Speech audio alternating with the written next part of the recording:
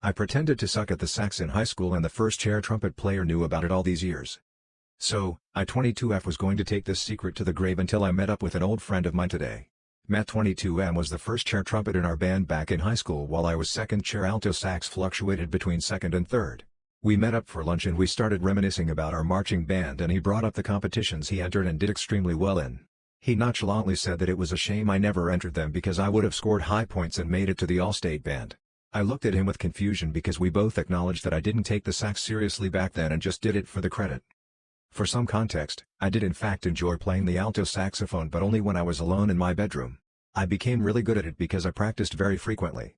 However, I had really bad performance anxiety and my band teacher was the type to put students, especially the first chair players on the spot and give them solo parts. For that reason, I decided I would play okay enough to land second or third chair. There were only ever 6 to 7 sax players each year, so that I could fly under the radar. It worked for all 4 years of high school and I haven't looked back since, nor have I regretted it. Back to the present, Matt looked at me wide-eyed and tried changing the topic until I had to press him about what he meant. He told me he found out my secret one random day after school in our junior year when I was the only one in the band room. I was testing out a new reed size and played a jazz song that I was practicing at the time. He was apparently in the auditorium next door and he peeked into the band room while I wasn't looking and heard everything. Matt and I were close back then so he knew that I didn't like to be the center of attention and decided to keep it to himself for those 2 years. Honestly, I was pretty moved by this revelation and I'm glad he was the one who found out because I think just about anyone else would have spilled the beans. Anyway, we both ended up laughing about it and I can confidently say this was my favorite reunion with a high school friend. Anxiety about oral sex. I am not able to make my BF come through BJ's. He makes fun of me being new to them and says I suck really bad at giving them. I'm not trying to be bad on purpose, I just don't think I have the skill and experience to do them well. My self-esteem is bad because all my friends seem to have no trouble making their man cum or giving good BJ's. Giving blowjobs gives me anxiety and low self-esteem because I'm always doing it wrong. My BF says I need to watch porn but I watch more than him and I still suck, no pun intended. I feel like I'm the only one that's bad at them because it's not like blowjobs are that hard to do and I'm failing at them. Not telling my partner about my daughter's doctor appointments. My daughter Catherine, 5F, was born prematurely at 30 weeks. The 5 weeks she spent in special care baby unit in hospital. My partner, 48M, only took 2 days off when he had 20 vacation days. The first weekend she was home from hospital he went on a boys' weekend. When Catherine was 3 months old he stopped helping/caring for Catherine. One day I told him about an appointment and he said that he was too busy to attend. When he did that I stopped telling him about specialist doctor appointments. We became roommates with me being the main carer for Catherine. Fast forward to when COVID happened he spent time with us. I honestly thought that he turned his attitude around. As soon as he was able he went to the office. Catherine sat in front of the door and cried. As the pandemic finished we started the journey on getting Catherine assessed for autism. Suddenly Catherine's quirks made sense. He went to Europe for 5 days with the boys. In the 3 years he went on 15+ boys trips, while I never been away from Catherine for more than 30 minutes. Just because he was always having fun with the boys on Saturday nights. Last year he started a new job and this year he started going on work trips. Now I will say that this really affected Catherine who is nonverbal, has delayed processing. She needs a structured routine. If the routine is messed with she will have a meltdown which means she will hurt me by kicking/hitting me. The only thing that I asked him was that if he goes on a work trip please not to do a fun boys trip in the same month. He agreed. In March a series of appointments for my daughter's assessments started which he was invited to but he declined citing work duties. Now 4 weeks ago he told me that he had to go to Cambridge for 3 days for a work conference at beginning of October. That is fine. 2 weeks after he told me that he is going to Scotland for a fun boys trip. Breaking our agreement. He tried to gaslight me saying that I approved of the trip but I didn't.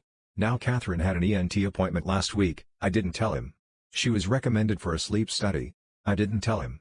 The sleep study will happen at home on the 30th October while she is on school holiday. I honestly feel that he is going back to his old behavior doing what he wants, when he wants and we are going back to being roommates. Tonight Catherine cried for her daddy while in bed. I tried calling him but his phone went to voicemail.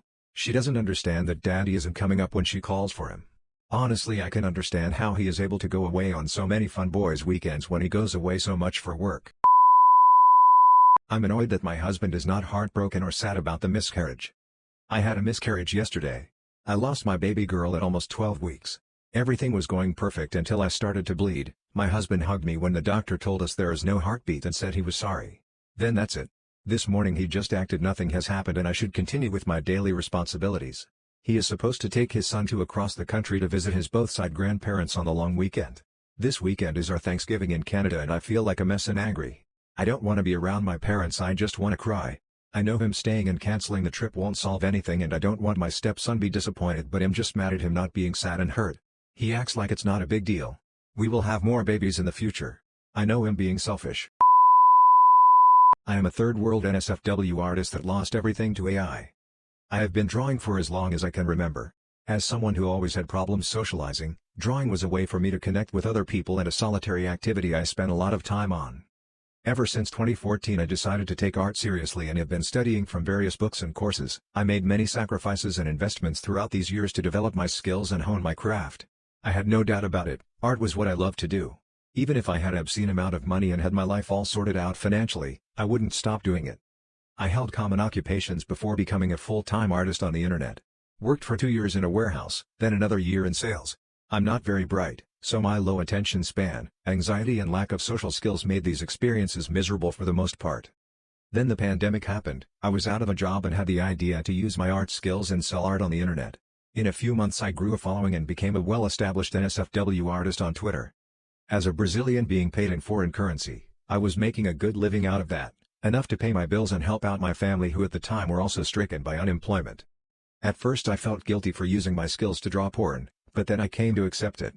If I could choose I'd pick other more meaningful subjects for my art, but porn was what kept food on the table. In the end of the day it was work like any other else, except I was good at it and my skills were appreciated. Then artificial intelligence generated art happened. Suddenly I couldn't trust my future and of the ones I love and the generosity of people who enjoy NSFW art. As this technology evolves so will the tastes of the public. There simply was no use trying to compete with the output of the machine, even more so when it can replicate and plagiarize you without effort. At this point getting back into the job market in Brazil would be really difficult. The bills kept coming and my family still needed my help, so I took an extreme measure. I sold all I had, gathered all the money I made through the years and emigrated to Europe in search of work. My thinking was that since I am fluent in the English language, I could likely find a minimum wage job in a more developed country that pays enough for me to provide for myself and send some back home. After some time I got all my documentation and managed to secure a retail job. I have been at it for about a year now. All the problems I had in my previous jobs returned, but now at an even worse level. My low attention span and anxiety make it so it takes me extremely long to adapt to the simplest tasks. I keep making mistakes and forgetting the simplest things. Add that to the stress of being alone in a foreign country and this job being my only means of survival and you can imagine how my life has been going. I don't know for how much longer they are going to keep me here. I have no savings nor anywhere to fall back on. I have been giving it my best but it seems it's just not enough in comparison to my peers. At least having a stable job again has given me some time to make personal art on my free time. I have been writing this comic that is an allegory for these last crazy years of my life and my experiences as a third world immigrant. I probably have ADHD, anxiety or depression but I never really got diagnosed or did therapy. So far I've been just living with it, but I likely should be on antidepressants and other medication to deal with these issues. As a second-class citizen in a foreign country, access to these things is pretty difficult. Lately I have been feeling this deep sadness and restlessness that sleeping won't fix at work. Sometimes I think it would be better if I wasn't here at all, but my family still needs me so I keep going.